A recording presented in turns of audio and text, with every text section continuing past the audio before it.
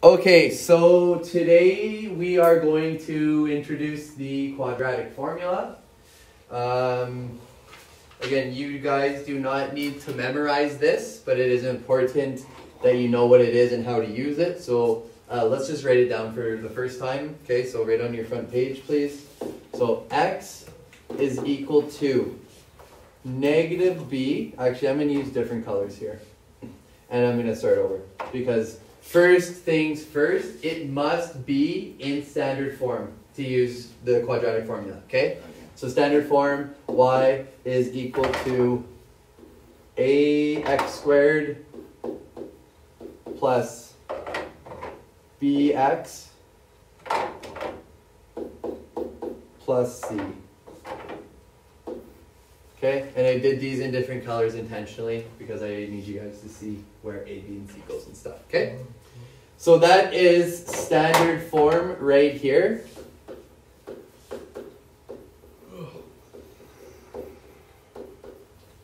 And to use the quadratic formula, it must be like 0 is equal to ax squared plus bx plus c, okay? So it must be equal to 0. Okay? What's that one? The 0 one? What did you say? This up here? Yeah, this is just, this is a quadratic equation because it's set to a number, not to a variable. Okay? So when we are solving quadratic equations with the quadratic formula, it must be in standard form. 0 is equal to ax squared plus bx plus c. Okay? That is number one rule for using this. Okay? And what is the quadratic formula? So x is equal to, I'm just going to try to fill this in because I'm going to use my colors here. Okay, so we have, it's always a negative, so negative b, okay, and then we have plus or minus the square root of b squared minus 4 times a times c divided by 2a. There she is. So x is equal to negative b plus or minus the square root of b squared minus 4ac all divided by 2a. Okay? And again, that is something you do not need to memorize, okay? You just need to know how to use it. Okay? Yeah, I definitely didn't put my numbers in the correct way. I didn't know where to put what. Okay, yeah. So I just kind of guessed. Yeah, that's okay. But yeah, so a is going to be the coefficient in front of the x squared, okay? B will be the coefficient in front of the x, and c is our constant, right? If this is in standard form, what does our c value tell us? Or y value. Yeah, the y-intercept. The y-intercept, right? Good. Good, good, good.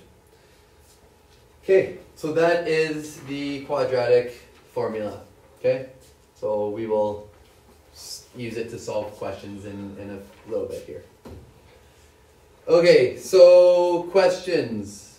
When is it a good time to solve by graphing?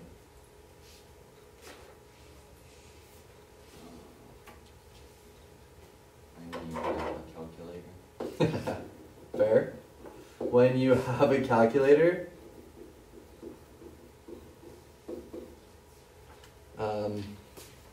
When Mr. Jones says you can.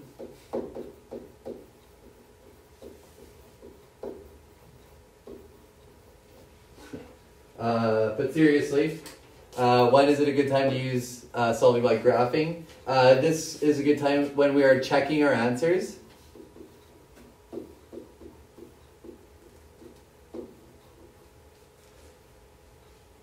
When an equation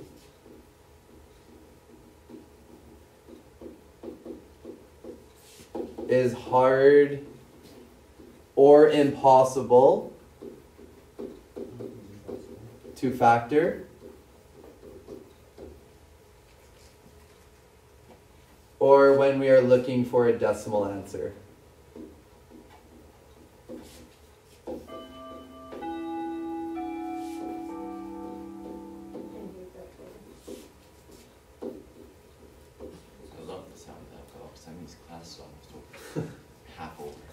you that, right? Actually, I'm surprised Logan missed today. What? Hot lunch is a hot dog. I think that's a pretty basic hot lunch. Yeah, there's no chance I was getting that. They're boiled hot Hot dogs. dogs are disgusting. They are. Unless it's Hot like dogs roasted are over a not fire. barbecue. European. Or barbecue. European hot Hot dogs. dog for a hot dog. Yeah. Those are the only ones. Like a sausage. I'm not eating a boiled hot dog. I'm still waiting on my pizza. Hey, Cody. What? I'm still waiting on my pizza, by the way. Okay. Okay. Yeah, bring a barbecue. So make sure we're writing this down, right? So it's a good time to solve by factoring when we want to check our answers, when we cannot factor, or it's really hard to factor, or when we're looking for a decimal answer. Okay? When is it a good time to solve by factoring? When an equation equals 0 and our a value is equal to 1. That's super easy for us. When we can factor,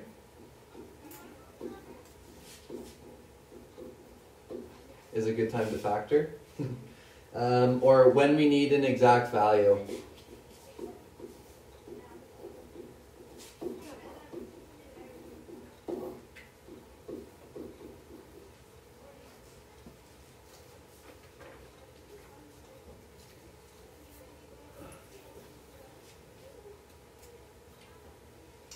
All right.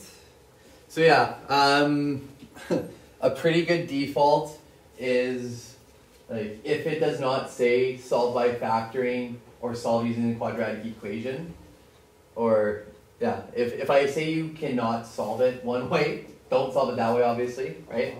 But yeah, you guys are going to need to know how to solve by graphing, how to solve by factoring, and now so that was 7.1 and 7.2, right? You guys just wrote a quiz on that.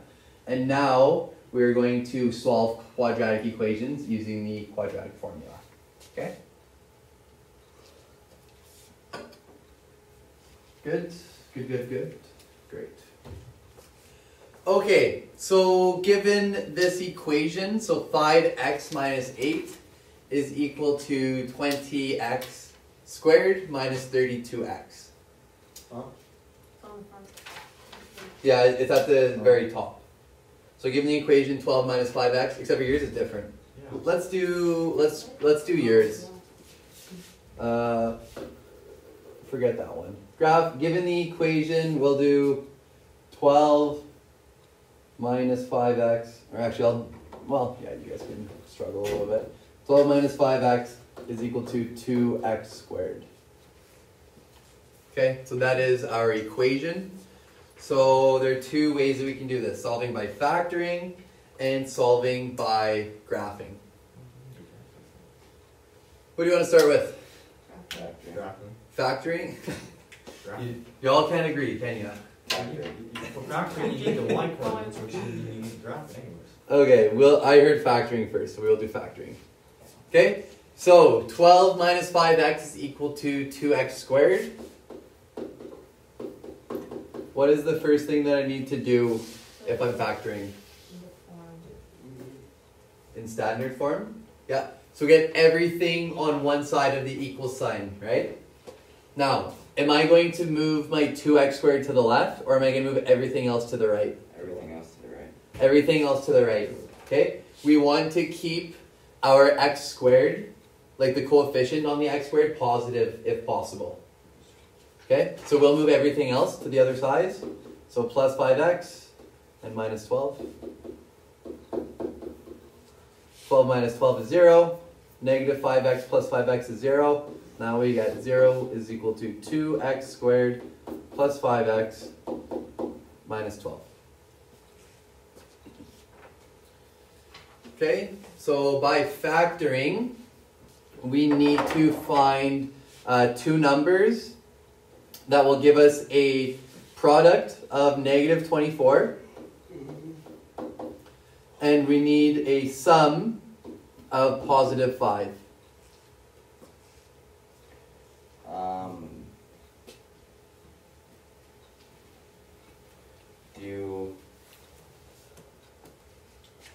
Do Do 20, do 19, No. negative, oh sorry, no, negative, shit. Okay, and if you're not sure, you can just write down your factors of the product number, right? So the product, or the factors of 24 are 1 and 24, 2 and 12, 3 and 8, and 4 and 6. So which numbers are going to multiply to give me 24 and add up to give me 5?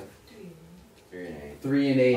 It has to be a negative 8. Okay, perfect. It has to be a negative 8. You bet. You bet. So negative 24 is equal to negative 8 times 3. Positive 8 it has to be. Right? Because our sum has to give us a positive 5. So it'd be 8 times negative 3. And 8 plus negative 3. Okay, because our a value does not equal 1, we're going to expand the 5x in the middle to be plus 8x minus 3x. Okay, it's the same thing, right? 5x is equal to 8x minus 3x, right? That's all good. So I'm just going to rewrite this in my equation here. So I will have 0 is equal to 2x squared. Okay, and then for my 8 and my 3, what's going to be easier to factor with my 2, Cody? The 3 or the 8? 8. 8, right? So I'm going to put the 8 with the 2. So plus 8x, and then minus 3x. 3x and 12 are a little bit easier to factor than 2 and 3, right?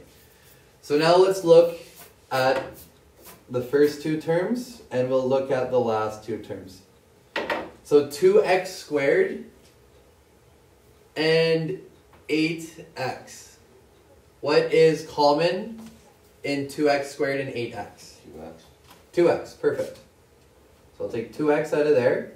So if I take a 2x out of 2x squared, I'll be left with x.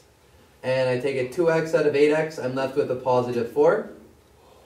What am I going to take out of negative 3x and negative 12? Negative 3.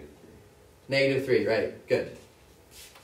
So negative 3, then I will have x plus 4.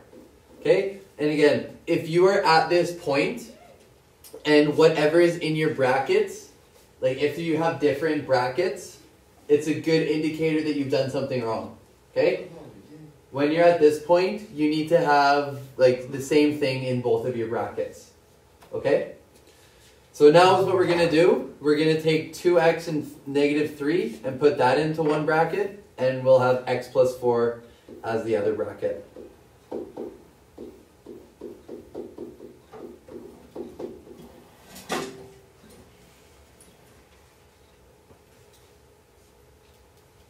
What is the x squared? For the 2x's? So at this point here, if I distributed this in, then it would become 2x squared. Right? Just so, look at our board over there. What form are we in right now? Yep, the factored form, for sure, right? We are in the factored form. Okay, now, at this point, what is our last step? Brody, how do we find what x is equal to? Cody, how do we do it? You were here yesterday. How do we find out what x is equal to? Yep. So now we have to... Oh shit, that's right. I remember how to do this. Can I take it Set to 1. Yes, we want to zero it. Yes, Oh. yes. So we have to set each of these brackets equal to 0 to see what our x values are, right? Because if one of these brackets equals 0, anything multiplied by 0 is what? Just 0. 0. 0, right? If you have 2 markers times 0 groups of markers, I have 0 markers. No, 0. 0. Okay? So we'll set each of these equal to 0. So 2x minus 3 equals 0. So how are we going to get this x by itself? Plus 3, and then we will divide by 2. So one solution for this is x is equal to 3 over 2. Okay, now we'll do the same thing, but with the second bracket. Okay, so x plus 4 is equal to 0. Subtract 4 from both sides. X equals negative 4. Okay, so we get two solutions. So how many x-intercepts do we have? 2. 2. Good. Good. All right. Good. So that was factoring. Now we're going to solve by graphing. Okay? So when we're solving by graphing, we have two strategies to do this. Does anybody remember the two strategies? The roots? I don't know. Yeah, so we're going to be solving the roots, right? Or we're looking for the roots. Yeah, so, okay, perfect. You guys just said it, right? So we could either, one, set equation equal to 0 and find the roots. Or we could graph y1 and y2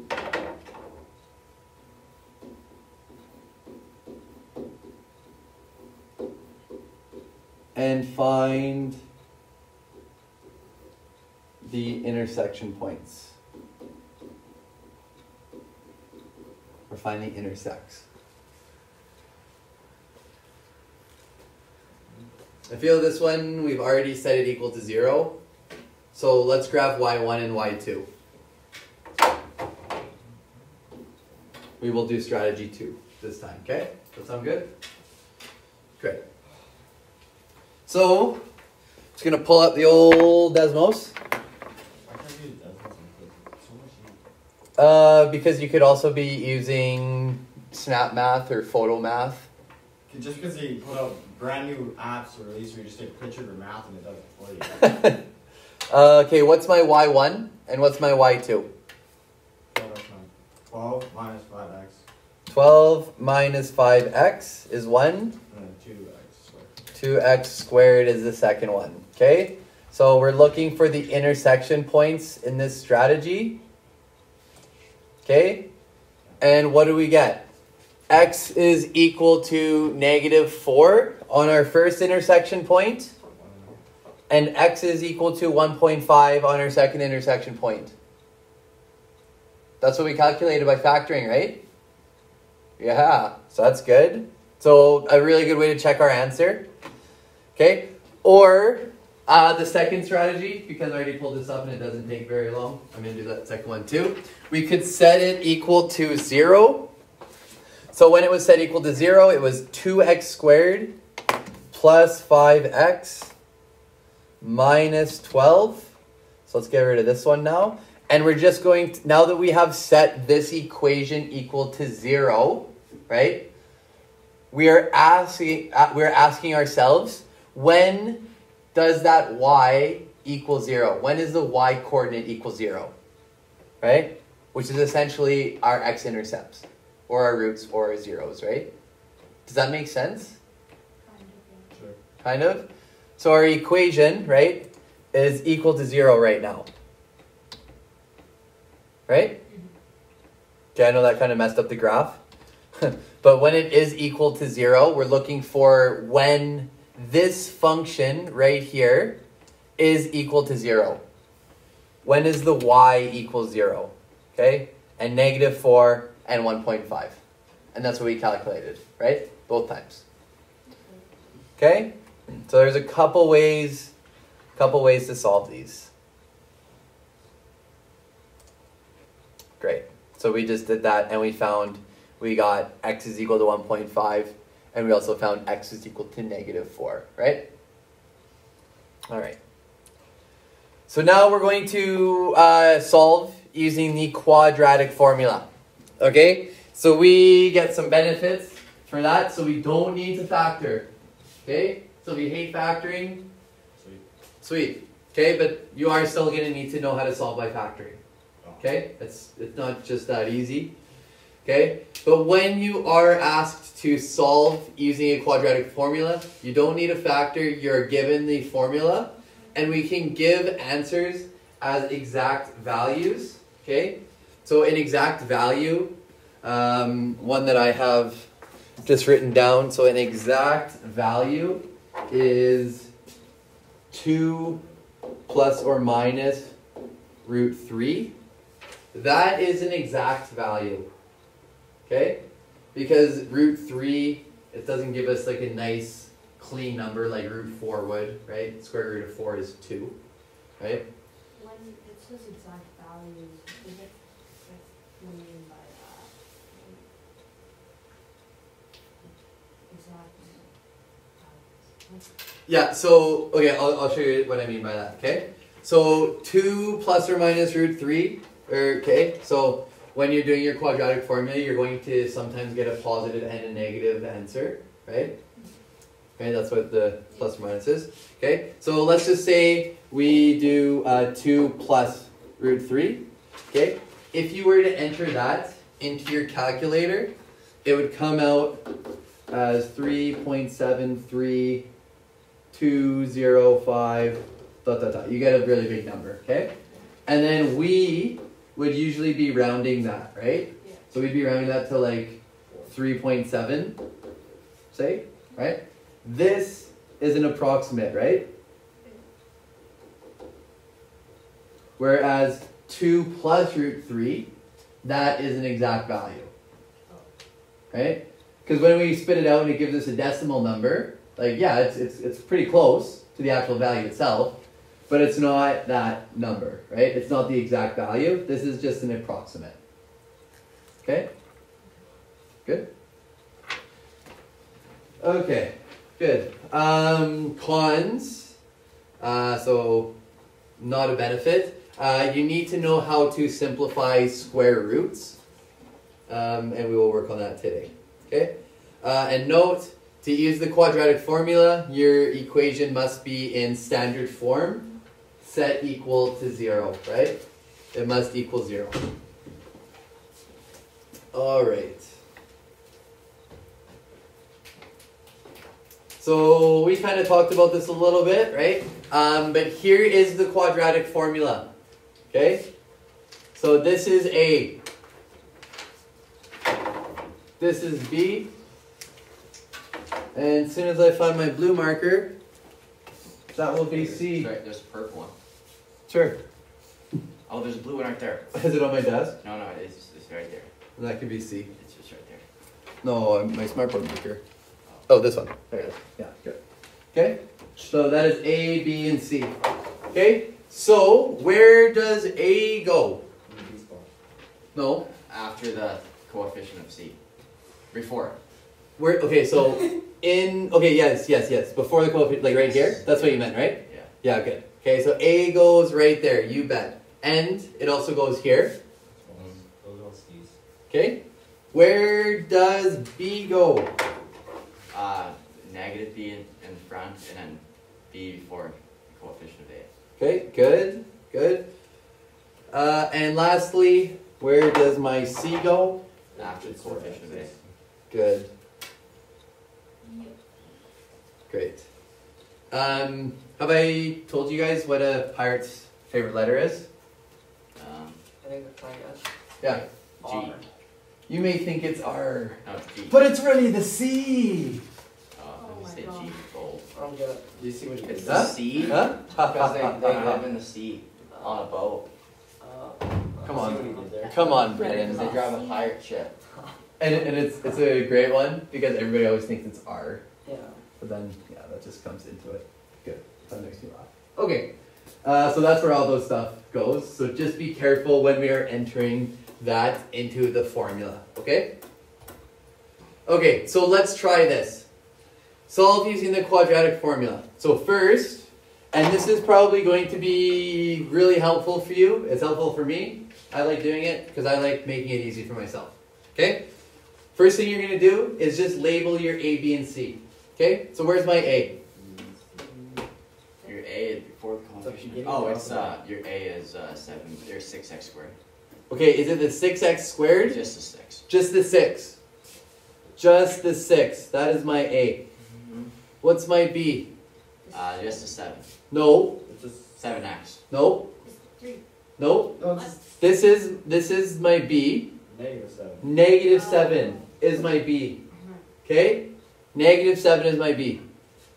And my C is what? Chinese, Japanese, -3. Negative 3. Negative 3. Okay, so my A is equal to 6. B is equal to negative 7. And C is equal to negative 3. Okay, here's our quadratic formula. Okay, again, you guys do not need to remember it, but you need to know how to put things in. X is equal to negative b plus minus the square root of b squared minus 4ac over 2a. Note this plus or minus here. When you take the square root of a number, you're going to get a positive and a negative value. Okay? How that works?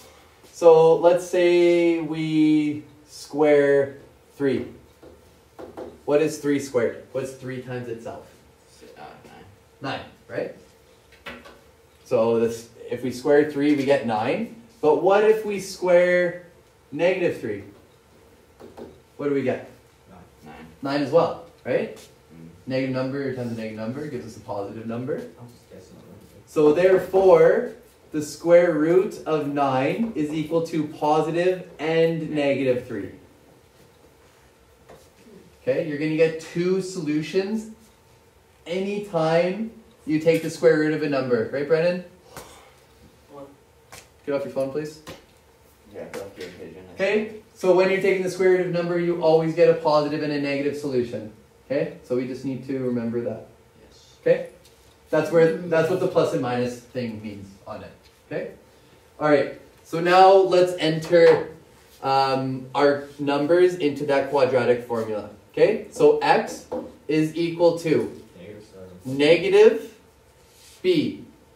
So negative 7, right? B is negative 7. So we have a negative b. Okay? Have to add that extra negative. Yes, you do. Okay? If you don't, you get into big trouble. Big trouble. Okay? And then we keep going in. So plus or minus the square root of b squared. So what is b? 6, probably. What is my b? 7. Negative 7. That's important, right? Negative 7 squared. Minus, so 4 times a. What's my a? 6.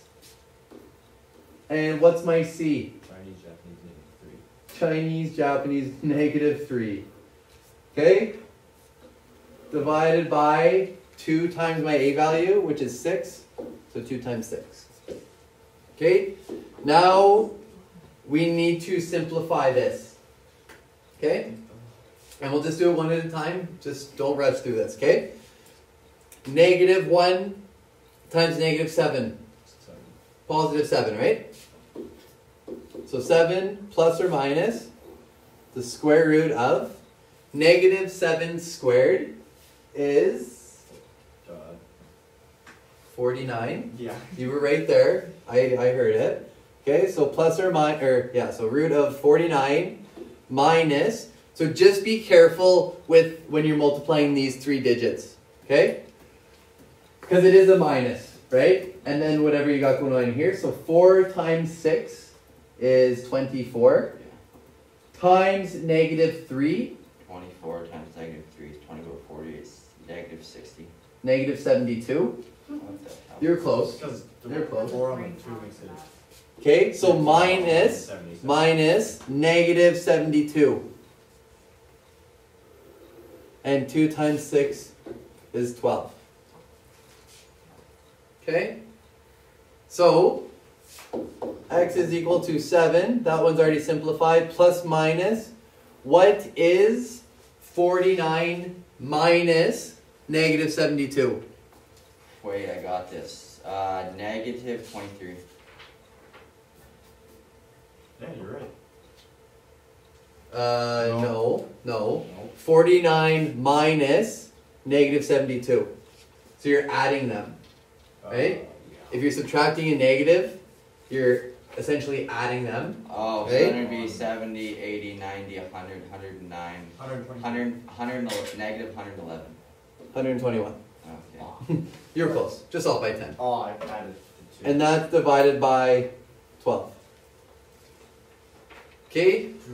At this point, it's just good to try what the square root of 121 is. Is that 11? It is 11. Yeah, perfect. Sometimes you're not going to get, so the square root of 121 is 11, so it'll be 7 plus or minus 11 now, divided by 12. Okay? In some cases, you're not always going to get a really neat answer like 11, right? It's not always going to be a perfect square. And we'll cross that bridge when we get there. Okay? So, we have two solutions from here. What are they going to be? Any ideas? 18 divided by 12 or... How did you get that 18, Emery? I added 7 onto 11.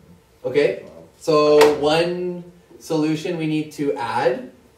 And what do we have to do for our other solution?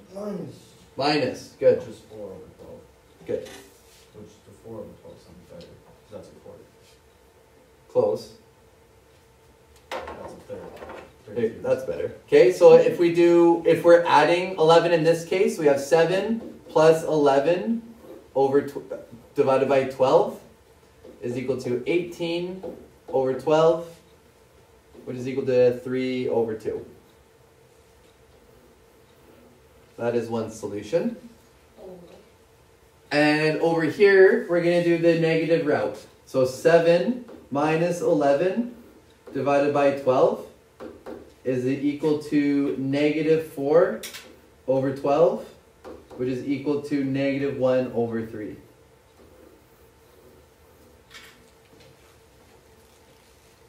Yeah, that negative. Okay, so then we can just present our answer. X is equal to negative 1 over 3, comma, and 3 over 2.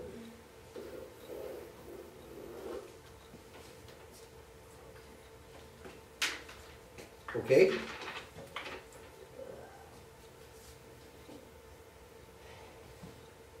Confusing. No, it's not. I like this better. Okay. Are you guys okay with this one? Yeah. Okay. So try this one on your own, please. I have my own way. Okay, so we need to identify our A, B, and C here. Okay, so A is right here, B and C. So A equals 4, B equals negative 12, and C equals 9. Okay, we'll put that into our quadratic formula. So X is equal to negative B. B is negative 12. Plus minus the square root of B squared. So negative 12 squared. Minus 4 times A, which is 4, times C, which is 9. All divided by 2A. So 2 times 4. Okay, now we will simplify this. So X equals, so negative times negative 12 is positive 12. Plus or minus a square root.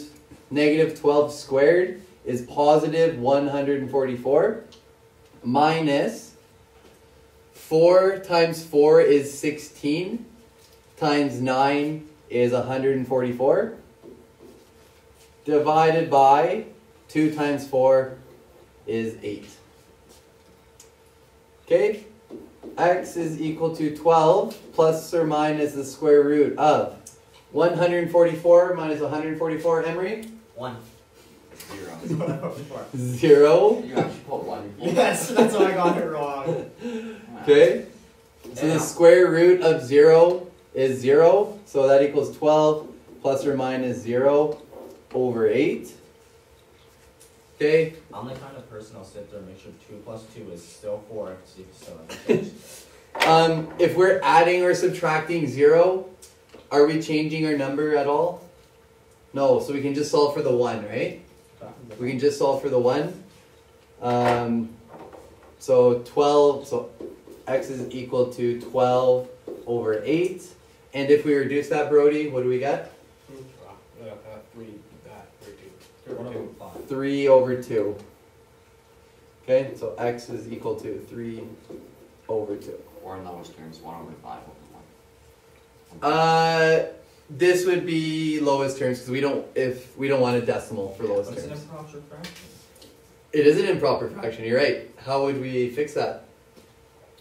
It'd be one. Make it integral. Be one and 1/2. Yeah. Good. That's grade 7. Now it's a mixed fraction. Grade 7 fractions. Mixed number. Mixed number. Yeah. I missed those grades. Dang, I'm actually remembering something from math. All right.